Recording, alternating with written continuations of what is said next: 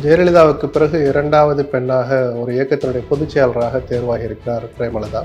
So Vijayakanth அப்படி உட்கார வச்சுக்கிட்டு இது நடக்குமான்னு கேட்குற கேள்வியில் நியாயம் இருக்கலாம்.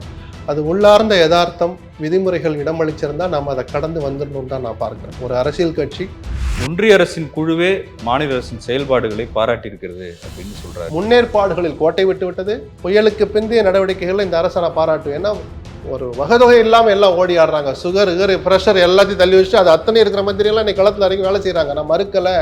வித்தியாசமே இல்லாமல் அத்தனை ரேஷன் கார்டுதாரர்களுக்கும் ஸோ அந்த நிதியமைச்சரையும் இந்த அரசையும் நம்ம பாராட்டலாம். அந்த 6000 ரூபாய் அந்த சாதாரண ஜனங்களுக்கு எவ்வளோ பெரிய உதவியாக இருக்குங்கிறத அந்த அடித்தட்டு மக்களை நல்லா தெரிஞ்சிருந்ததில் ஒருத்தனா நான் சொல்கிறேன். அது மிகப்பெரிய உதவி. அது இந்த தேசத்தினுடைய ஆன்மா சார் நாடாளுமன்றங்கிறது. அதில் 1000 சர்ச்சைகள் இருக்கட்டும், சரி பேசுகிற பழக்கமே இல்லை. மன்மோகன் சிங் மாதிரின்னா கூட நம்ம இவ்வளோ தூரம் எதிர்பார்க்க மாட்டோம். பக்கமா மணிக்கணக்கில் பேசுகிற ஆட்கள் 2 பேரும், பிரதமர், உள்துறை அமைச்சர். யாருக்கும் எந்த பாதிப்பும் வரல, எதுவுமே வேண்டாம். நடந்ததில்லை, யாருக்கும் பாதிப்பு இல்லை. இறைவனுக்கு நன்றி, பாரத மாதாவுக்கு நன்றி. உங்க லாங்குவேஜ்லேயே பேசுங்க. 2001ஆம் ஆண்டு நடந்தது போல இது ஒரு தீவிரவாத தாக்குதல் இல்லை சார். அது நம்ம சரி அதே மாதிரி உயிரிழப்பு சர்வாதிகாரத்துக்கு எதிரான ஒரு குரல். நோக்கம் நல்லதா இருந்தாலும் அவன் பண்ணது சேட்டையா இல்லையா? அப்படி ஒரு சம்பவமே நடந்தது மாதிரியே காமிச்சுக்காம கடந்து போறீங்களே ஏன்? இதுவே காங்கிரஸ் ஆட்சியா இருக்கட்டும், பிஜேபி கவர்மெண்ட் இருக்குமா? இந்த லெட்டர் கொடுத்த எம்பி காங்கிரஸ் எம்பியா இருக்கட்டும், பிஜேபி சும்மா இருக்குமா? ஆனா இன்னைக்கு எம்பிக்களோட அமல்படுத்துங்க. எம்பிக்களோட ஸ்லிப்பர்ஸ் எல்லாம் கழட்டி ரொம்ப அதிகப்படியான செக்கிங்லாம் நடந்திருக்கு. இல்லை, இந்த புது அருவா கொஞ்சம் கூர்மையாக தான் வெட்டும், புது கத்தி நல்லா தான் குத்தும். 2-3 நாளைக்கு இப்படி தான் இருக்கும்.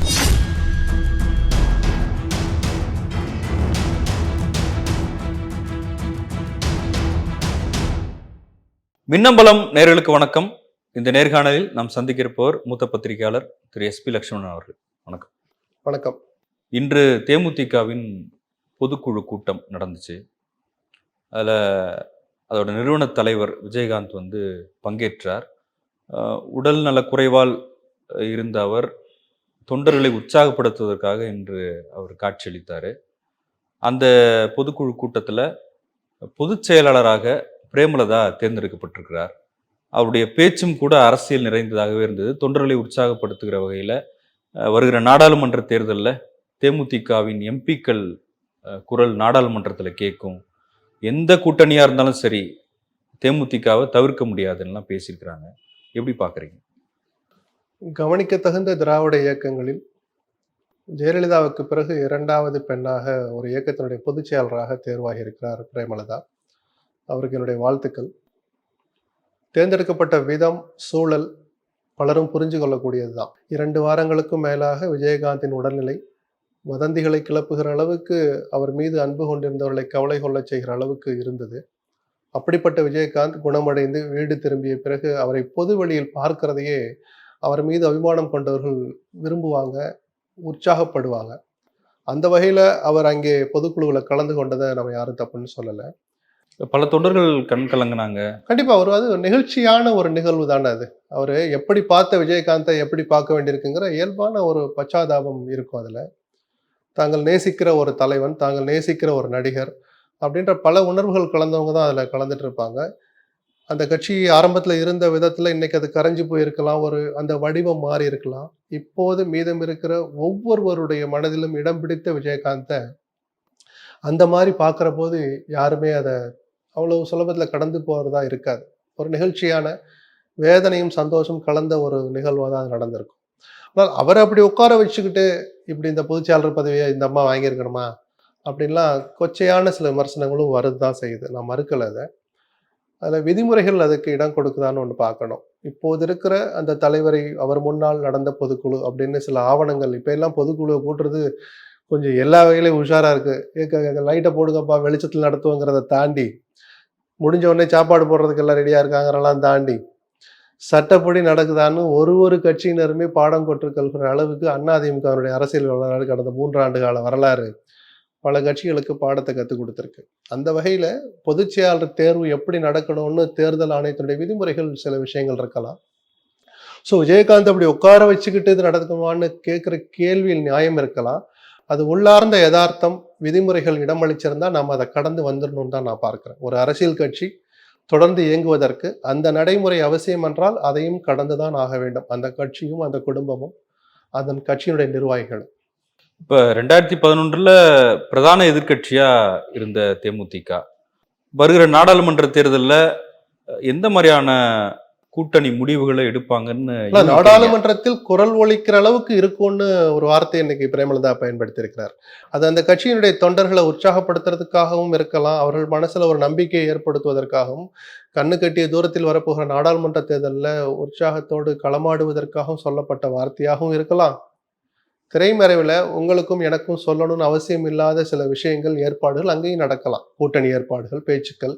இயல்பா யோசிச்சா அவங்க திமுக அணியா, அதிமுக அணியா, பிஜேபி அணியான்னு அவர்கள் தேர்ந்தெடுப்பதற்கு 3 வாய்ப்புகள் இருக்கு. அது சாத்தியமா இல்லையா, இவங்களுக்கு மரியாதை இருக்கா, இல்ல சிவப்பு கம்பளம் விரிச்சு வரவேற்கிறாங்களா, இதெல்லாம் தனி.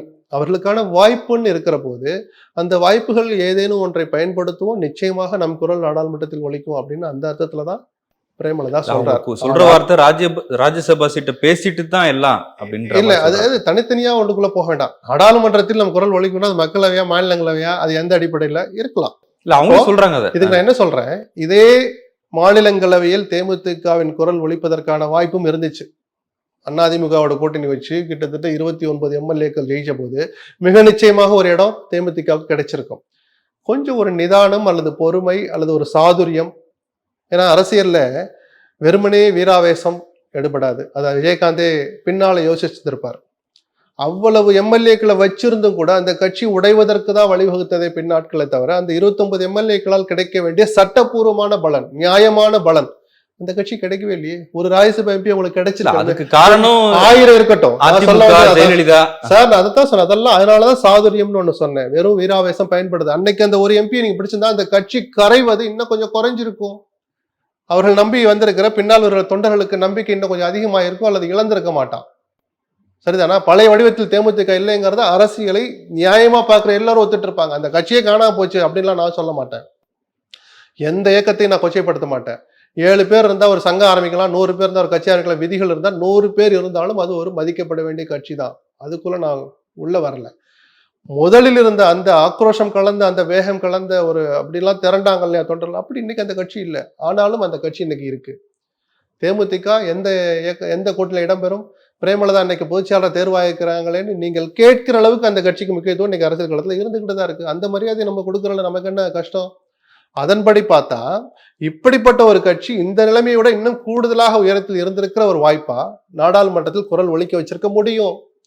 அதனாலதான் கடந்த கால தவறுகளை இன்னைக்கு பிரேமலதாவும் திரும்பி பார்ப்பார், எடை போடுவார். தவறு அவர் மீதா, ஜெயலலிதா மீதா, கலைஞர் மீதா, விஜயகாந்த் மீதா, இல்ல தன் மீதா, தன் இயக்கத்தை சேர்ந்த சிலர் மீதா அப்படின்னு ஒரு சுய பரிசோதனை பண்ணட்டும். கடந்த கால தவறுகள்ல இருந்து அவர் மீண்டு வந்து தன்னுடைய சாதுரியமான நடவடிக்கைகளால் தமிழ்நாட்டு மக்களுக்கு நல்லது செய்யணுங்கிற அந்த கொள்கையோடய அவர் பயணிச்சார்னா அடுத்தடுத்த உயரங்கள்ல அவர் அடைவதையோ, அந்த கட்சி அடைவதையோ, நாடாளுமன்றத்தினுடைய குரல் ஒலிப்பதிலேயோ நமக்கு எந்த ஆட்சேபம் இல்லை. மாறாக வாழ்த்துக்களை உறக்கவே சொல்லலாம். அதன்படி நடந்துகிட்டார்னா அவருக்கும் நல்லது, பிரேமலதாவுக்கும் அந்த கட்சிக்கும் நல்லது, தமிழ்நாட்டுக்கும் நல்லது.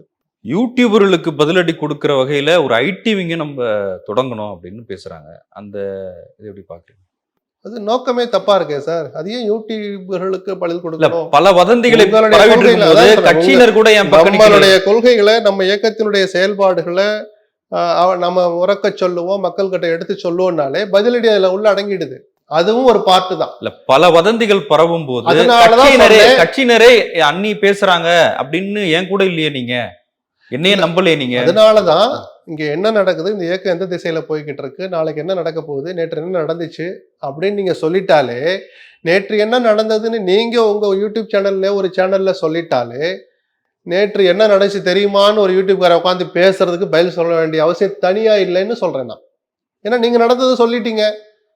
யூகங்கள் 1000 பேர் 1000 பேசுவான். நீங்க சொன்னதை செஞ்சிடுங்க அப்படின்னு அந்த ஒரு கோர் பாயிண்ட் கரெக்ட் தான். அந்த இயக்கத்துக்குன்னு தங்களுடைய கருத்துக்களை சொல்வதற்கு ஒரு ஊடகம் தேவை. பண்ணட்டும், வாழ்த்து சொல்லுவோம். சென்னை மிக்ஜாம் புயலால் பாதிக்கப்பட்டது. பல இடங்களில் வெள்ளம் வடிவதற்கு பல நாட்கள் ஆகின. அரசை நோக்கி பல விமர்சனங்கள் மக்களும் வச்சாங்க, எதிர்கட்சிகளும் வச்சாங்க. முதலமைச்சர் என்று பேசும்போது ஒன்றிய அரசின் குழுவே மாநில அரசின் செயல்பாடுகளை பாராட்டியிருக்கிறது அப்படின்னு சொல்றாரு. எப்படி பாக்குறீங்க? அவர் சொன்னது நினைச்சது. அவர்கள் மத்திய ஒன்றிய குழு பாராட்டினது புயலுக்கு பிந்தைய நிவாரணப் பணிகளில் இந்த அரசு காட்டிய வேகம், நானும் அதை பாராட்டினேன். நீங்கள் எடுத்த முன்னெச்சரிக்கைகள் சரியில்லைன்னு தான் சொன்னோம். 2015 தான் ஒப்பிடுறாரு. அந்த ஒப்பீடெல்லாம் தூக்கி தள்ளி வைங்க. நான் எந்த காலத்துல என் பதில் இதுதான். அதெல்லாம் தேவையில்லை சார். நாளுக்கு நாள் பிரச்சனைகள், வடிவங்கள் எல்லாம் வேற வேற மாதிரி போயிட்டு இருக்கும். அன்னைக்கு செம்பரம்பாக்கம் ஏரியை திறந்து விட்டனாலதான் வெள்ளம் வந்துச்சு. செம்பரம்பாக்கம் ஏரியில தண்ணி எப்படி வந்துச்சு? இயற்கையான ஒரு விவாதம் வந்த போது ரெண்டுமே இயற்கை தான் நான் சொன்னேன். அது எப்படி நீங்க இயற்கைன்னு சொன்னீங்க அப்படின்னாரு. செம்பரம்பாக்கத்துல தண்ணியை திறந்து விட்டுச்சு. ஆமா, அந்த அம்மா தப்பு பண்ணதாவே வச்சுப்போம் ஜெயலலிதா. செம்பரம்பாக்கத்துல எந்த தண்ணி திறந்து விட்டா? கிணத்து தண்ணியவா? மழை பெஞ்சு அதிகமா பெஞ்சு வந்து சேர்ந்த தண்ணி தானே. அதனாலதான் சொன்னேன், நடந்தது எதுவாக இருந்தாலும், ஆட்சி யாராக இருந்தாலும், ஆட்சியில் இருப்பவர்கள் எந்த கட்சியாக இருந்தாலும், நீங்கள் நடந்து கொள்கிற விதத்தை தான் மக்கள் எடை போடுவாங்க. இன்னைக்கு ஜெயலலிதா நீங்க விமர்சிக்கிறீங்களா? அன்னைக்கு மழை பெஞ்சது அதிமுக குற்றம் அல்ல. செம்பரம்பாக்கம் ஏரியை திறந்ததும் சரிதான். எந்த நேரத்துல திறந்திருக்கணுங்கிறத விமர்சனத்துக்குரிய நிர்வாக குளறுபடி, நிர்வாக கோளாறு. புரியுதுங்களா? நான் ஜெயலலிதா பாதுகாக்கிறதுக்கு வரல. ஆட்சியில் இருப்பவருடைய செயல்பாடும் செயலற்ற தன்மையும் தான் நம்ம எடை போடணுமே தவிர ஒப்பீடுங்கிறத மற்ற. சரி, அப்ப ஜெயலலிதா அப்படி இருந்தாங்க, நீங்க அப்படி இருப்பீங்களா? ஒரு மிகப்பெரிய ஆபத்து தவிர்க்கப்பட்டிருக்கிறது. மிக நிச்சயமா உயிரை காப்பாது. ஏன்னா நான் திரும்ப சொல்றேன், மக்களுக்கே அந்த விழிப்புணர்வு வந்துடுச்சு. புயல் நேரங்கள்ல, மழை காலத்துல வெளியில போக முடியாது. ஏன்னா மின்னல் தாக்கி, சாதாரண ஒரு மழைக்கே மின்னல் தாக்கி மாடு பலி, இளைஞர் பலி, வயல்வெளியில் நட்டுக்கிட்டு இருந்தவங்க, களை எடுத்தவங்க பலின்னு பேப்பர்ல படிக்கிறான்ல, அவனுக்கே அந்த அறிவு வந்துடுச்சு. உள்ளங்கையில வச்சிருக்கிறான், செல்போன்ல பாக்குறான். வெளியே போனா என்ன நடக்கும் அவனுக்கே தெரியுது. குடும்பத்தை விட்டு ஏங்க போகாதீங்க, பொண்டாட்டி கையை பிடிச்சி இழுப்பா, அப்பா போகாத, குழந்தை இழுக்கும், குழந்தை போகாதுன்னு பெற்றோர்கள் தடுப்பாங்க. இந்த விழிப்புணர்வு, பயம் கலந்த விழிப்புணர்வு பொதுமக்களுக்கே வந்துடுச்சு. முதல் காரணம். ஆட்சியின் மீது விமர்சனமே வந்தாலும் பரவாயில்லன்னு மின்சாரத்தை கட் பண்ணது. அதுக்கு நீங்க 1000 வியாக்கியானம் பேசலாம். அரசியல் உங்களுடைய தவறுகளை மக்களிடம் கொண்டு செல்லாமல் தடுப்பதற்கு நீங்கள் கரண்ட் ஆஃப் பண்ணி வச்சிட்டீங்க. ரைட்டு, எத்தனை நாளைக்கு தடுத்து வைப்பிய? 3ஆவது நாள் கரண்ட் வந்துச்சு அதிகபட்சம், அப்ப கொண்டு போய் சேர்க்க மாட்டாங்களா? என்ன சார்? அதனால அரசியல் அந்த விமர்சனம் தள்ளி வச்சுட்டு பார்த்தா, இந்த விமர்சனம் வந்தாலும் பரவாயில்லன்னு மின்துறை அமைச்சர் தங்கம் தென்னரசு, எந்த அமைச்சர் அந்த இடத்துல இருந்தாலும் இந்த முடிவு தான் எடுத்திருப்பாங்க. தங்கம் தென்னரசு உறுதிப்பட அந்த முடிவு எடுத்தார். மின்சாரத்தை கட் பண்ணுங்க. அதனாலேயும் உயிரிழப்புகள், பெரிய உயிரிழப்புகள் தடுக்கப்பட்டது. ஏன்னா வெஸ்மாம்பலம் போன்ற ஏரியாக்கள்ல, இன்னும் தாழ்வான இடங்கள்ல, பழைய காலத்தில் கட்டப்பட்ட, பழைய காலத்தில் நிர்மாணிக்கப்பட்ட ஏரியாக்களை பார்த்தீங்கன்னா, குறைஞ்சபட்சம் ஒரு மாடி இருக்க வீடுல அந்த படி ஏறுற போதே கை கட்டுற தூரத்துல இப்படி அந்த மீட்டர் பாக்ஸ் இருக்கும். நினைஞ்சிச்சுன்னா தண்ணி ஏறினா என்ன சார் ஆகும்? அப்ப அதுல எத்தனையோ உயிர்கள் பலியான, ஒரு உயிர் பலியானாலே மின்சார வாரியத்தை காரி முழிறீங்களே. எத்தனையோ உயிர்கள் பலியாகிறத அதன் மூலமாகவும் தடுத்தாங்க. ஸோ அதுக்குள்ள நான் வரல. அதன் பிறகு நடந்த நிவாரண பணிகள்ல எந்த தொய்வில் அதைத்தான் மத்திய குழு மிக பெரும்பான்மையை அதை சொல்லி தான் பாராட்டி இருக்கிறாங்க. நான் என்ன கேட்கிறேன், புயலுக்கு முன்னாடி பெரிய மழை வரப்போகுதுன்னு யாரும் சொல்லலைன்னு சொன்னதா யாரோ ஆட்சியில் இருக்கிற முதல்வரோ ஒரு அமைச்சரோ பேசுனதை நான் கேட்டேன். இவ்வளவு நேரம் தொடர்ந்து பெய்யும்னு சொல்லாம விட்டுட்டாங்கன்னு. என்ன சார், நம்மளாம் ஒரு சாதாரண குப்பனுக்கும் சுப்பனுக்கும் தெரியுது. அவனுக்கு இருக்கிற செல்போனை வச்சுக்கிட்டு பெரிய மழை வரப்போகுது, எல்லாம் தயாராக வெளியே வரான்னு சொல்றதெல்லாம் தெரியுது. ஒரு அரசுக்கு இன்னும் தொழில்நுட்ப ரீதியாக இன்னும் எக்ஸாக்டா ஸ்பெசிபிக்கா சில விஷயங்கள், தரவுகள் வந்து கிடைக்கும். இயற்கையே கணிக்க முடியாது. கணிக்க வேண்டாம் சார், பெரிய மழை வரப்போகுதுன்னு தெரியும். இன்னைக்கு சொல்றீங்க ஜோன் 1க்கு இந்த அமைச்சர், ஜோன் 2க்கு இந்த அமைச்சர், மத்திய சென்னைக்கு இந்த அமைச்சர், வட சென்னைக்கு இந்த அமைச்சர். சார் நான் சொல்லி முடிச்சிடுறேன். புயலுக்கு பிந்தைய நடவடிக்கைகள் இந்த அரசை நான் பாராட்டுவேன். ஏன்னா ஒரு வகதொகை இல்லாம எல்லாம் ஓடி ஆடுறாங்க. சுகர் பிரஷர் எல்லாத்தையும் தள்ளி வச்சுட்டு அது அத்தனை இருக்கிற மந்திரி எல்லாம் இன்னைக்கு களத்துல இறங்கி வேலை செய்யறாங்க. நான் மறுக்கல. முன்னேற்பாடுங்கிறது நீ ராஜபட்சம் பண்ணி மழையவே வரவிடக்கூடாது, அதுக்கு பேர் முன்னேற்பாடுல. அதை நம்ம எதிர்பார்க்கவும் இல்லை. மழை இங்க வரும், தண்ணி தேங்கும், போட்டு இங்க தேவை, போட்டு விடுற அளவுக்கு தண்ணி நிக்க போகுது. அதனால சார் நீங்க போட்டேன் சார், மழை இவ்வளவு வரும்னு தெரியாதுன்னு சொல்றது தப்புன்னு ஏன் தெரியுமா சொல்றேன்? 25 போட்டு இந்த ஏரியாவுக்கு தேவையெல்லாம் உட்காந்து கணக்கு எடுத்திருக்காங்க. 25 போதுமா? அந்த 25 போட்டு எப்ப வரணும், எந்த இடத்துல அதை கட்டி வைக்கணும், இல்லை தண்ணியில் அது பாட்டு போயிடக்கூடாதுல்ல. இந்த முன்னேற்பாடு அதுல தொடங்கி சமைக்கிறதுக்கு ஒரு இடம், எது சமையல் பொருட்களை எங்க கொண்டாந்து வைக்கணும், குறைஞ்சபட்சம் 2000 பேர், 1500 பேர், 500 பேர் இந்த 4 தெருவுக்கு ஹெலிகாப்டர்ல போடுறலாம். எந்த மூளைக்கு சார்? கீழே போடும்போதே செதறும் சார். அதுக்கு உரிய பாதுகாப்போட போட்டா கூட எத்தனை பாக்கெட் சார் அதே வடிவத்துல வந்து சேரும்? சாம்பாரை போட்டா சாம்பார் அப்படியே வரும். என்ன சார்? அப்போ அந்த ஏரியால, அந்த காலனில, அந்த நகர்ல ஃபர்ஸ்ட் ஃப்ளோர்ல, செகண்ட் ஃப்ளோர் தார்பாயை சுத்தி கட்டி வைங்க. முடிஞ்ச வரைக்கும் சமைப்போம். ஒரு விறகு கட்டைகளை, கேஸ் சிலிண்டரை கொண்டு போய் வச்சு அந்த 3 நேரம், அதிகபட்சம் 6 நேரம் குறைஞ்சபட்ச சாப்பாட்டை சமைக்கிறதுக்கு என்ன வழி? ஒரு 5000 பேருக்கு வரைக்கும். நீங்க கிண்டியில தண்ணி இல்லை சார், சமைக்க முடியுது. வேலைச்சேரிக்கு அதை எடுத்துட்டு போறதுல 1000 சிரமங்கள் இருக்கு. சரிதானா? அப்ப வேலைச்சேரியிலேயே இருக்கிற சமுதாய கூடம் தண்ணியில மூழ்கிதான் இருக்கும். அப்போ ஒரு ஸ்கூலை பிடிப்போம், வேறு உயர்வான தளங்கள்ல சமைக்கிறதுக்கு வச்சோம். அங்க இருந்து போட்டை கொண்டு ஸ்கூல்ல 4 போட்டை கட்டி வை. இன்னைக்கு ஏதோ வாய்களையும் நம்ம உட்காந்து ஏசி ரூம்ல உட்காந்து பேசலாம், சொல்றது ஈஸியா இருக்கலாம். ஆனால் பேரிடர் தடுப்பு துறைனே ஒண்ணு இருக்குல்ல, பேரிடர் மேலாண்மை மேலாண்மை, அந்த துறைக்குன்னே ஒரு அமைச்சர் இருக்கிறார். அப்படி ஒரு துறை இருக்கு. KKS sir. அந்த இல்ல அமைச்சருக்குள்ளே போவாதீங்க, பேரை நான் கூப்பிடல, ஒரு கொச்சைப்படுத்துறதுக்கு சொல்லல. அந்த துறையினுடைய வேலை என்ன சார்? இதுதான் சார், முன்னேற்பாட்டுக்கு தான் அவங்க முழு சக்தியை செலவழிச்சிருக்கணும். அதை பண்ணியிருந்தாலே மக்கள் மனசுல பீதி இல்லாம இருந்திருக்கும். கரண்ட்டை கட் பண்ணது நல்ல செயல்னு சொன்னேன், அது ஏற்படுத்திய இம்பாக்ட் என்ன தெரியுமா? மக்கள் மனசுல பீதி வந்துருச்சு. நீ நல்லா இருக்கியான்னு ஊர்ல தூத்துக்குடில இருந்து கேட்கறான், இங்க எடுக்கிறதுக்கு போன் இல்லை, கரண்ட் இருந்தாலும் சிக்னல் சரியா எடுக்கல, டவர் வேலை செய்யல. அது எந்த சர்வீஸ் ப்ரொவைடரா இருந்தாலும் டவர் வேலை செய்யல, சார்ஜ் இருந்தாலும் பேச முடியல, சுத்தமா ஒரு நாளைக்கு அப்புறம் சார்ஜும் இல்லை, பேசவும் முடியல. அவனுக்கு பயம் வருது. படிச்சவங்க, விவரம் தெரிஞ்சவங்க, படிக்காதவங்கன்னு வித்தியாசமே இல்லை, எல்லோரும் பீதிக்கு ஆளானாங்க. இந்த பீதி எப்படி குறைச்சிருக்கணும் தெரியுமா? குறைஞ்சபட்ச சாப்பாடு இந்த தெருவுக்கு போயிருந்தாலே ஆளுக்கு 4 இட்லி கொடுக்கணும்ல சார், 40 இட்லியை கொடுத்து 100 பேர் 50 பேர் சாப்பிட்டா ஆளுக்கு 1 இட்லி 1.5 இட்லி சாப்பிட்டுக்குவான் சார். நான் சொல்ற அர்த்தம் புரியுதுங்களா? மெனு கொடுக்குறோமா, இந்த மெனு எல்லாம் சமைச்சு கரெக்டா கொண்டாந்து 7ஆவது மாடி கொடுத்துருங்க, கேட்கல சார். அப்பார்ட்மெண்ட்ல கொண்டாந்து இருக்கிறத கொடுங்க சார். நாங்க ஆள் வந்தாலே கண் முன்னால் ஒரு அரசு ஊழியரோ பொது ஊழியரோ NGOவோ கட்சிக்காரனோ, கட்சி வேறுபாடு இல்லை, கரை வேட்டியை கழட்டி விட்டுருங்க, கரை வேட்டி தெரியவா போகுது, அதே முங்கிதான் நடந்து வர்றான் அவன். எவர் ஒரு தனி மனிதரை பார்த்தாலும் இந்த பீதி வராமல் இருந்திருக்கும். இதைத்தான் முன்னேற்பாட்டில் இந்த அரசு கோட்டை விட்டதுன்னு நான் விமர்சிச்சனே தவிர, பலரும் விமர்சிக்கிறாங்களே தவிர, இந்த நிவாரண பணிகள்ல யாருமே குறை சொல்றது, அரசியல் ரீதியா 1000 சொல்லலாம், நான் சொல்ல மாட்டேன். இன்னொன்னு சொல்லட்டுமா? வித்தியாசமே இல்லாமல் அத்தனை ரேஷன் கார்டுதாரர்களுக்கும் 6000 ரூபாய் நிவாரணம் அறிவிச்சது, இவ்வளவு நிதி சுமையினையும் அதை அறிவிச்சது மிகப்பெரிய மனசு இருக்கணும். அதை செயல்படுத்துறதுக்கு ஒரு பொலிட்டிக்கல் வில் பவர் வேணும். அது இந்த அரசுக்கு இந்த விஷயத்துல இருந்தது. அதற்கு நிதியமைச்சரும் ஒத்துழைச்சார். ஸோ அந்த நிதியமைச்சரையும் இந்த அரசையும் நம்ம பாராட்டலாம். அந்த 6000 ரூபாய் அந்த சாதாரண ஜனங்களுக்கு எவ்வளவு பெரிய உதவியா இருக்குங்கிறத அந்த அடித்தட்டு மக்களை நல்லா தெரிஞ்சிருந்த ஒருத்தனா நான் சொல்றேன், அது மிகப்பெரிய உதவி. அது தவிர ரேஷன் கார்டு இல்லைனாலும் நீங்கள் வருமான வரி கட்டுகளுக்கு வசதியானவராக இருந்தா கூட அந்த விவரங்களை கொடுத்தா கூட உங்க சேதத்துக்கான இழப்பீட்டை தர்றோம்னு சொல்றாங்க. ஸோ புயலுக்கு பிந்தைய விஷயங்கள்ல இந்த அரசை குறை சொல்றதுல எனக்கு உடன்பாடு இல்லை. முன்னேற்பாடுகளில் கோட்டை விட்டு விட்டது. அதன் பிறகு இந்த புயல் கலந்த மழை இருக்குல்ல, பெருமழை, அதுக்கு முன்னாடி ஒரு சாதாரண பெருமழை பெஞ்சிச்சு. ஒரு நாள் பெஞ்சு தண்ணி தேங்குச்சு, உடனே பல இடங்கள் இருந்துச்சு. நிச்சயமாக அந்த இதுவரைக்கும் நிறைவேற்றப்பட்ட அந்த மழைநீர் கால்வாய்கள் திட்டம் பலன் கொடுத்தது. அது கொடுத்ததுனால பல இடங்கள்ல தண்ணி ஒரு 3 மணி நேரம் 4 மணி நேரத்துல வடிஞ்ச உடனே பாத்தீங்களா, சென்னையில நாங்க எப்படி வச்சிருக்கோம், 4000 கோடியில எப்படி நிறைவேற்றிட்டோம் பார்த்தீங்களா, ஒரு துளி தண்ணி நிக்காதுன்னு அவங்க அதுல காட்டின ஆர்வத்தை திமுகவினரும் திமுக அனுதாபிகளும் அதில் காட்டிய ஆர்வத்தை சில அமைச்சர்கள் உட்பட அடுத்து ஒரு நாள் 1.5 நாள்ல தொடங்க போற அந்த புயல் வெள்ளத்துக்கு தயாராகிறதுல கோட்டை விட்டாங்கன்னு சொல்றேன். அதனாலதான் மக்கள் என்னன்னா ஒரு துளி நிக்காதுன்னு சொன்னீங்களே, இன்னைக்கு இப்படி போட்டு போட்டை விட்டுக்கிட்டு இருக்கிறமேன்னு அந்த ஒரு யதார்த்தமான ஒரு என்ன சொல்றது கலோக்கியல் ஒப்பீட்டை செஞ்சு பார்த்தா நொந்து போயிட்டாங்க. இந்த அரசு ஒண்ணுமே செய்யலைன்னு யாரும் சொல்லல, கொஞ்சம் அடக்கி வாசிச்சிருக்கலாம். மழைநீர் கால்வாய்கள் எந்த நோக்கத்துக்காக அமைக்கப்பட்டதோ அந்த நோக்கத்தை பற்றி சிந்திக்க கூட விடாத அளவுக்கு பெருமழை பெஞ்சிடுச்சு.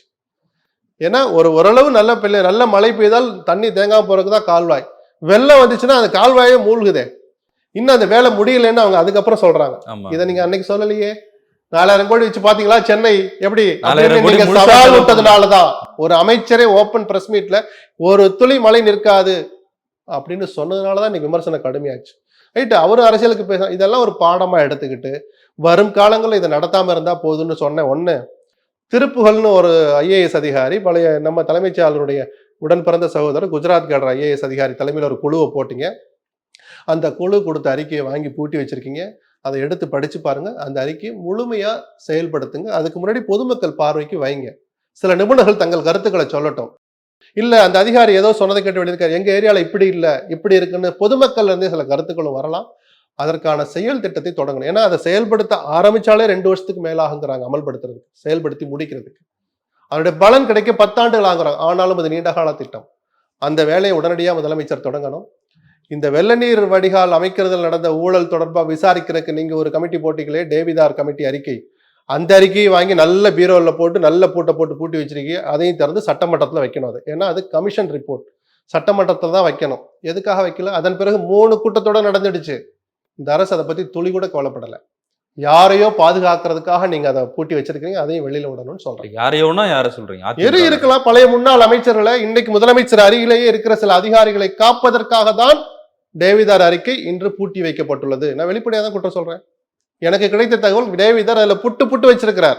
அந்த ஸ்மார்ட் சிட்டி திட்டத்துல என்ன தவறுகள் நடந்தது, யார் காரணம், எப்படி தவறு நடந்துச்சு, இனிமேல் நடக்காமல் இருக்க என்ன செய்யலாங்கிற பரிந்துரை வரைக்கும் அதுல இருக்கு. 200 பக்க அறிக்கை.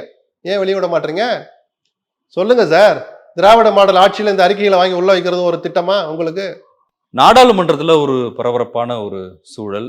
அது வண்ண புகை குண்டு, வண்ண புகை பூச்சு அப்படின்னு சொல்றாங்க. ஆனால் அது குறித்து பிரதமரோ உள்துறை அமைச்சரோ ஏன் பேச மறுக்கிறாங்க, ஏன் அமைதி காக்குறாங்க அப்படின்னு எம்பிக்கள் கேள்வி எழுப்பும்போது தமிழ்நாடு எம்பிக்கள் உட்பட 15 எம்பிக்களை வந்து சஸ்பெண்ட் பண்ணியிருக்கிறாங்க இந்த கூட்டத்தொடரில். எப்படி பார்க்குறீங்க? இல்லை, இந்த கேள்வி அவர்கள் வாயிலிருந்து மட்டும் வரல. ஒரு சாதாரண விவரம் அறிஞ்ச நாட்டில் நடக்கிற நடப்பை அறிந்து கொள்கிற வாய்ப்பு இருக்கிற ஒரு குடிமகன் மனசுலையும் எழுது. கள்ள மௌனம் சாதிக்கிறாங்களே என்ன? சரி, பேசுற பழக்கமே இல்லை, மன்மோகன் சிங் மாதிரின்னா கூட நம்ம இவ்வளவு தூரம் எதிர்பார்க்க மாட்டோம். பக்கமா மணிக்கணக்கில் பேசுற ஆட்கள் 2 பேரும், பிரதமரும் உள்துறை அமைச்சரும். யாருக்கும் எந்த பாதிப்பும் வரல, எதுவுமே வேண்டாம். நடந்ததுல யாருக்கும் பாதிப்பு இல்லை. இறைவனுக்கு நன்றி, பாரத மாதாவுக்கு நன்றி. உங்க லாங்குவேஜ்லயே பேசுங்க. ஆனால் பாதுகாப்பு குறைபாடு இருந்தது நிஜம்தான், துரதிருஷ்டவசமானது. எதிர்காலத்தில் இது போன்ற ஒரு துளி சம்பவம் கூட நடக்காமல் இருக்க நான் இந்த அரசு நடவடிக்கை எடுக்கும். நீங்க எல்லாரும் ஒத்துழைக்கணும். யாரு இன்னைக்கு பிஜேபி எம்பி லெட்டர் கொடுத்தாருன்னு சொல்றோம், அவர் மேல என்ன சார் தப்பு? நாளைக்கு இதே திமுக எம்பி ஒருத்தர், அதே நாளில் திமுக எம்பியும் காங்கிரஸ் எம்பியும் 2 பேர் கொடுத்தாங்க. என்ன அவன்லாம் சத்தமெல்லாம் பார்த்து வேலையை பார்த்து வெளில வந்துட்டான், இவன் தாவி குதிச்சுட்டான். தப்பு தனிநபர் மேலதானே தவிர லெட்டர் கொடுத்த எம்பி மேல இல்ல. இதுல கட்சிக்கே வேலை இல்லை. சபை பாதுகாப்புங்கிற பொதுவான பார்வையில தான் உள்துறை அமைச்சர் அறிக்கை கொடுக்கணும்னு சொல்றோம். இங்க கமலாலயத்திலேயோ டெல்லியில பிஜேபி தலைமை அலுவலகத்துக்கு வந்து பிரதமர் மோடி பேசணும், யாருமே கேட்கல. நாடாளுமன்றத்தில் ஒரு அறிக்கையை படிங்கன்னு சொல்றாங்க. இது சம்பந்தமான ஒரு அறிக்கையை தாக்கல் செய்யுங்க. இந்த சம்பவம் இப்படி நடந்து வச்சு விசாரணைகள் நடந்துட்டு இருக்கு, நடவடிக்கை எடுப்போம். சொல்லுங்க சார். விசாரணை நடக்குது இல்ல? நடக்குதுன்னு விசாரணை நடக்குது. கூட்டத்தொடர் நடந்துகிட்டு இருக்கு. இப்ப அன்னையோட 5 மணியோட கூட்டத்தொடரே முடிஞ்சுன்னா நம்ம யாரும் கேட்க போறல. அடுத்த நாள் சபை கூடுது, 22ஆம் தேதி வரைக்கும் நடக்க போகுது. அப்படி ஒரு சம்பவமே நடந்தது மாதிரியே காமிச்சுக்காம கடந்து போறீங்களே ஏன்? இதுவே காங்கிரஸ் ஆட்சியா இருக்கட்டும், பிஜேபி கம்முன்னு இருக்குமா? இந்த லெட்டர் கொடுத்த எம்பி காங்கிரஸ் எம்பியா இருக்கட்டும், பிஜேபி சும்மா இருக்குமா? இல்ல, அதான் கனிமொழி கேட்கறாங்க, அந்த எம்பி உள்ளதா இருக்காரு, எங்களெல்லாம் சஸ்பெண்ட் பண்ணிட்டாங்க. இல்ல அது கேள்வி நியாயமா இருக்கலாம். அந்த எம்பி மேல தவறு இல்லைங்கிறதா ஒரு பத்திரிகையாளரா சட்ட விதிகளுக்கு உட்பட்டு நான் சொல்றது. அதுதான். லெட்டர் கொடுத்தல என்ன சார் தப்பு? வாங்கிட்டு போனோம் சேட்டை பண்ணா அதுக்குரிய தண்டனை அவன் அனுபவிக்க போறான் சார். இந்த மாதிரி பார்வையாளர் மாடத்துல இருந்து குதிக்கலான்னு நான் முடிவு பண்ணிட்டேன். குதிச்சு ஒரு இடம் பார்த்துட்டேன், அந்த ஹைட்ல இருந்து வெளியில ஒரு இடத்துல. கால் ஒன்றும் ஆகல, நல்லா இருக்கேன், திடகாத்திரமா இருக்கேன். ஒரு லெட்டர் கொடுத்தீங்கன்னா நான் குதிக்க வசதியா இருக்கும். இப்படி சொல்லியா லெட்டர் கேட்டிருப்பேன்? சொல்லுங்க சார், என்ன சார் விமர்சிக்கிறதுக்குன்னு ஒரு அளவு. பிஜேபி அதனாலதான் அரசியலை தள்ளி வைங்கன்னு சொல்ல. அதே லெட்டரை காங்கிரஸ் எம்பியோ இல்ல ஒரு அந்த பார்ட் அரசியலுக்கு நான் வரேன். இதுவே ஒரு காங்கிரஸ் எம்பி செஞ்சிருந்தா நேற்று ஒரு ஸ்பெஷல் செஷனை நீட்டிச்சு கொண்டு போயிருப்பேன். 2 மணி நேரம் கூடுதல் அவகாசத்தோடு இந்த அவையின் பணி நேரம் நீட்டிக்கப்படுகிறது நேற்று ஓம் பிர்லா அறிவிச்சிருப்பாரு. பக்கமா பேசி தீர்த்திருப்பாங்க. அதுவும் தப்பு தான். இந்த கள்ள மௌனமும் தப்பு தான். நடந்ததை சொல்லிட்டு இனிமேல் இப்படி நடக்காமல் இருக்க என்ன செய்யலாம்னு எல்லா எம்பிக்களும் உட்காந்து பேசுங்க, அனைத்து கட்சியினரும். இந்த தேசத்தினுடைய ஆன்மா சார் நாடாளுமன்றங்கிறது. அதுல 1000 சர்ச்சைகள் இருக்கட்டும். செங்கோலை வச்சு நான் பாத்தியா, நான் அப்பவே சொன்னல செங்கோலை வைக்காது விளங்காதியா, அப்படி ஒருத்தர் போடுறாரு எனக்கு ஒரு மெசேஜ். செங்கோலை வைக்கவே கூடாது தம்பி, எடுத்து தனியா வைக்க சொல்லுங்க. நான் சொன்னா கேட்கறது மாதிரி பல விமர்சனங்கள் பலருக்கு. புதிய நாடாளுமன்றம் வந்து ரொம்ப அதிகபட்சமான பாதுகாப்போடு கட்டப்பட்டு, அதுதான் பல பேருக்கு ஆச்சரியம். அப்படி கட்டப்பட்டு அது ஒரு பெருமையாக பறைசாற்றிய பிரதமர் பேசணும்னு ஏன் எதிர்பார்க்கிறோம்? அப்படி சொன்னீங்களே, எந்த இடத்துல குறைபாடு நீங்க கூட சொல்ல வேண்டாம். உங்களுக்கு கௌரவம் குறை, ஏன்னா பெருமையை மட்டும்தான் அவர் தாங்கிக்குவார். ஏதாவது பிரச்சனை வந்து அடுத்தவங்க கட்டிட்டு போயிடுவார். பொறுப்பு மிக்க அந்த துறைக்கு பொறுப்பாக இருக்கிற உள்துறை அமைச்சர் ஒரு 4 பேரை வாசிக்கிறதுல என்ன சார் கௌரவ குறை? 2001ஆம் ஆண்டு நடந்தது போல இது ஒரு தீவிரவாத தாக்குதல் இல்ல சார். அது நம்ம சரி, அதே மாதிரி உயிரிழப்பு சர்வாதிகாரத்துக்கு எதிரான ஒரு குரல். நோக்கம் நல்லதா இருந்தாலும் அவன் பண்ணது சேட்டையா இல்லையா? சட்டத்துக்கு புறமா அவன் தாவி குதிக்கிறத நம்ம நக்கலா பாக்குறோம். சட்டத்துக்கு விரோதமான செயல் ஒரு தேசத்தின் ஆன்மா குடியிருக்கிற ஒரு இடத்துல இப்படி நடந்துக்கூடாது. 1000 யோக்கியமற்ற செயல் அந்த அரங்கத்தில் நடக்கட்டும். ஆனாலும் இன்னைக்கும் நமக்கு அதுதான் ஆன்மா. குறைஞ்சபட்சம் ஒரு வடிவம் அதுதான். உலகத்துல 2 பெரிய தேசங்களை சொல்லுவாங்க ஜனநாயகம் தலைத்தவங்க, ஒன்று அமெரிக்கா ஒன்று இந்தியான்னு சொல்ற அளவுக்கு அந்த ஜனநாயகத்தை காக்கிற கோவிலா ஆன்மா உழவுகிற இடமா இருக்கிற ஒரு இடத்துல விதிகளை மீறி எது நடந்தாலும் எவர் நடந்து கொண்டாலும் தவறுதான். அது காங்கிரஸா பிஜேபியா தனிநபரா அதுக்குள்ள அவருடைய நோக்கம் நல்லதா இருக்கலாம். மணிப்பூரில் அடக்குமுறையை நிறுத்து, அடக்குமுறை இந்தியாவில் எங்கு நடந்தாலும் நாங்கள் எதிர்ப்போம், நல்லதுதான். அதுக்காக ஏறி தாவி குதிப்பியா? சொல்லுங்க சார். வல்லூர் கோட்டத்துல பெர்மிஷன் வாங்கிக்கிட்டு போராட்டம் பண்றான். சார் ஒரு எதிர்ப்பு ஒரே உணர்வை ஒரு எப்படி உதாரணம் காட்டுறது? சொல்லிடுறேன். ஒரு சங்கமோ ஒரு பொது நலத்துக்காக ஒரு அமைப்போ 10 கோரிக்கைகளை அட்டையில் எழுதி வச்சுக்கிட்டு வல்லூர் கோட்டத்துல உட்காடுறாங்க, பெர்மிஷன் வாங்கிட்டு உட்காடுறாங்க. 5 மணியோட எழுந்து போயிடணும்பா அப்படின்னு தான் விதி. 5 மணி முடியும் போது சில ஸ்டேஷனை பிடிச்ச அந்த 1000 பேர்ல ஒரு 10 பேர் என்ன பண்ணுவாங்க, அப்படியே நடந்து வந்து ரோட்ல உட்காருவான். ஏன்னா சாலையை மறிச்சு இந்த பத்திரிக்காரை வந்து போட்டோ எடுக்கணும், வீடியோ எடுக்கணும்னு. அது சட்டத்துக்கு விரோதமானது. அந்த 10 பேரை ரிமாண்ட் பண்றாங்க. நல்லா புரிஞ்சுக்கோங்க. சார், அப்ப ஒரு எதிர்ப்பு உணர்வை எப்படி காட்டுறது? என்ன இப்படி தாவி குதிச்சா என்ன சார்? நீங்க நம்மளாம் அதை என்கரேஜ் பண்ணக்கூடாது. இல்ல, அது சரின்னு நான் சொல்ல வரல. அது அது அதுக்கு பின்னணி என்ன? அது பின்னணி என்ன? இன்னொன்னு சொல்லட்டுமா? உலகம் முழுக்கிற இயக்கிற தீவிரவாத இயக்கங்கள் இருக்காங்கல்ல, ஹமாஸ், இன்னைக்கு பேசு பொருளா இருக்கிற ஹமாஸே கூட பல நேரங்கள்ல முக்கியமான இடங்கள்ல முக்கியமான தலைவர்கள் மேலாம் தாக்குதல் நடத்தி கொலை பண்ணியிருக்கிறாங்க. தாக்குதல் நடத்திருக்காங்க. பஸ்ல வைப்பாங்க. என்னன்னா உலகத்தின் கவனத்தை தங்கள் பக்கம் ஈர்க்க அப்படின்னு ஒரு காரணத்தை சொல்லுவாங்க. இதெல்லாம் பழைய ஸ்டைல் சார். இது புரியுதுங்களா? அப்படி நீங்க சொல்றீங்கன்னா நல்ல நோக்கத்துக்காக பண்ணீங்களா, அந்த சட்டம் கொடுக்குற தண்டனை ஏத்துக்கிட்டு தான் ஆகணும். அந்த சட்ட நடவடிக்கை நடக்க தான் போகுது. இதெல்லாம் ஒரு பக்கம் நடக்கட்டும் சார். நடக்கம் தெரிஞ்சுதானே குதிக்கிறாரு அவரு. அவனுக்கு தயாராகி தான் வர்றான். இது போராட்டத்தின் ஒரு வழி நினைக்கிறான். அந்த தண்டனை அனுப்பி போறான், ஜெயில இருக்க போறான். நீங்க பெயில் எடுக்க போறா, நான் பெயில் எடுக்க போறேன்னா இல்ல. நோக்கம் நல்லது, வாங்க நீங்க ஒரு 100 ரூபாய் கையில கொடுங்க, நான் ஒரு 2000 ரூபாய் போடுறேன், வாங்க டெல்லிக்கு போக போறோமா? இல்ல சார். நீங்க சட்டத்துக்கு புறம்பா ஒரு காரியத்தை பண்ணா அதுக்கான நடவடிக்கையை எதிர்கொண்டுதான் ஆகணும். அது தனி. அரசை நடத்துகிற அந்த ஆட்சியை நடத்துகிற அமைச்சர்களுக்கு என்ன பொறுப்புன்னு தான் நம்ம கேட்கிறோம். இப்படி ஒரு சம்பவமே நடந்தது மாதிரி காட்டாம 2 மணி வரைக்கும் சபையை ஒத்தி வச்சுட்டு 2 மணிக்கு கூடின உடனே இயல்பா நடந்துகிட்டு இருக்கு. குய்யோ முறையன்னு கத்தின பிறகுதான் திருப்பி ஒத்தி வைக்கிறாங்க. அதுக்கப்புறம் கோஷம் போடுறவங்கள நீங்க சஸ்பெண்ட் பண்றீங்க, வெளியே தூக்கி போடுறீங்க. என்ன சார் நியாயம் அது? சொல்லுங்க. கனிமொழி சொன்ன கோபத்துல நியாயம் இருக்கு, அவங்க சொன்ன வார்த்தை இல்ல. அந்த எம்பி உள்ள இருக்கிறாரு, கேள்வி கேட்ட விதம் அவை மாண்புக்கு மாறானதுன்னு அவர் முடிவு எடுக்கிறார். இப்ப சபாநாயகருக்கு அந்த உரிமை இருக்கு. அந்த எம்பி உள்ள இருக்கிறத ஒப்பிட முடியாது. அவர் ஒன்றும் குற்றவாளி கிடையாது. இந்த கடிதம் கொடுத்த பிஜேபி எம்பி குற்றவாளி கிடையாது. நான் சட்டப்படியும் சொல்றேன், தார்மீகப்படியும் சொல்றேன். நான் சொல்றேன் சரியா? இன்னைக்கு விமர்சனத்துக்கு உள்ளாகிறது அங்கதானே. டிஆர் பாலு போய் நான் பாக்குறேன். எனக்கு ஒரு அறிமுகம் இல்லையோ, அறிமுகம் தான் நேரா போக போறேன். அறிமுகம் இல்லைன்னா அவருக்கு தெரிஞ்ச ஒருத்தரை வச்சு, அண்ணே நான் டெல்லி வந்துட்டேன், புதுசா ஏதோ கட்டியிருக்காங்களாம், நான் பார்க்கணும்னு ஆசைப்படுறேன் அந்த பார்லிமெண்ட்டை. அவர் லெட்டர் கொடுப்பாரு. வாங்கிட்டு போய் குதிச்சா அது ஏன் தப்பா, டிஆர் பாலு தப்பா? நான் கேட்கிற கேள்வி அதான். புரிஞ்சுக்கிறக்காக டிஆர் பாலு எடுத்து என்ன ஏன்டா அம்புகளுக்குறேன்னு கேட்காது அவரு. அதுல ஒரு உதாரணத்துக்கு ஒரு பேரை சொல்லணுமேன்னு சொல்றேன். தப்பு என் மீதா டிஆர் பாலு மீதா? உங்க மீதுதான். அதான். அப்போ நான் தயாரா இருக்கிறேன், நான் ஒரு நல்ல நோக்கத்துக்காக குதிக்கிறேன். ஏன்னா குதிச்சனால இன்னைக்கு ஃபெலிக்ஸ் கேள்வி கேட்கிறார், எவனோ ஒரு லக்ஷ்மணன் பதில் சொல்றான். அவன் நோக்கம் நிறைவேறிடுச்சு, எங்களை நோக்கி ஈர்க்க வைக்கிறது. இதுதான் போராட்டக்காரனுடைய ஒரு வழிமுறை. அப்போ இந்த சட்டத்தை கொடுக்குற தண்டனை எதிர்கொள்ளவும் நான் தயாரா இருக்கணும் சார். அது நான் செய்யற தியாகம். அந்த இயக்கத்துக்கு, அந்த கொள்கைக்கு, நான் எழுப்பிய கோஷத்துக்கு நான் செய்யற தியாகம். சட்ட கடமை நடவடிக்கை எடுக்க போகுது. இது ஒரு அத்துமீறலா பாக்குறீங்க. அந்த அத்துமீறலுக்கு அரசு பொறுப்பேற்க. ஆமா, அதாவது சார் நீங்க எம்பி லெட்டர் கொடுத்துருவாரு சார், வாங்கிட்டு உள்ள போறவ அப்படியே உள்ள விட மாட்டாங்க. அதுக்கப்புறம் உங்க ஆதார் கார்டை காட்டணும், ஃபிங்கர் பிரிண்ட் வச்சு. நான்லாம் அவரோட போகும்போது ஃபிங்கர் பிரிண்ட் வச்சுட்டு தான் உள்ள போயிருக்கேன். நான் குதிக்கலாம் இல்லை, நான் போனேன், பார்த்துட்டு வந்துட்டேன். ஃபிங்கர் பிரிண்ட் வைக்க சொல்றாங்க, ஆதார் கார்டை செக் பண்றாங்க. பிசிக்கலா 1க்கு மேற்பட்ட இடங்கள்ல டச் பண்ணி சோதனை பண்ணுவாங்க. மெட்டல் டிடெக்டர் மோர் தேன் எனஃப் இருக்கும். அது 3-4 இடங்கள்ல இருக்கும். இப்ப எல்லாம் அட்வான்ஸ்டு மெட்டல் டிடெக்டர் இருந்துச்சு. இப்படி தடை பார்க்கறத விட நீங்க ஜஸ்ட் கிராஸ் பண்ணாலே பல ஆங்கிள் உங்களை டச் பண்ணாம சோதிக்கிற பல நவீன வசதிகள் கொண்ட மெட்டல் டிடெக்டர் வந்தாச்சு. அதையெல்லாம் தாண்டி தான் உள்ள போயிருப்போம். அப்போ இதுல என்ன பாடம் கத்துக்கணும்னா, இந்த வெளிநாடுகள்ல இருந்து தங்கத்தை கடத்திட்டு வர்ற போதெல்லாம் எதையோ சுத்தி வச்சுட்டு வந்தா அது மெட்டல் டிடெக்டர்ல காட்டாதுலாம் விதவிதமா கண்டுபிடிச்சு கொண்டு வர்றானுங்க. அப்படி இருந்தா மாட்டிக்கிறான்னு வச்சுங்க, அவனுக்கு நேரம் மாட்டிக்கிறான். இல்லாட்டி அதிகாரி உதவி பண்ணா அவன் வெளியே வந்துடுறான். அப்போ இவன் எடுத்துட்டு வந்த அந்த கண்ணீர், அந்த புகை அடங்கிய அந்த குப்பியோ குச்சியோ ஒரு ராடு அப்படி வச்சுப்போம், எதுல செய்யப்பட்டது, ஏன் மெட்டல் டிடெக்டர் அதை காட்டல? கண்டிப்பா மெட்டல் டிடெக்டர் தாண்டி தான் வந்திருக்கான். அப்ப மெட்டல் டிடெக்டருக்கும் சிக்காத அந்த மெட்டீரியல் என்னன்னு பார்த்துட்டு, இதுவே சாதாரண புகையா இருக்கப்போ எல்லாம் அப்படின்ட்டு வெளில வந்துட்டீங்க.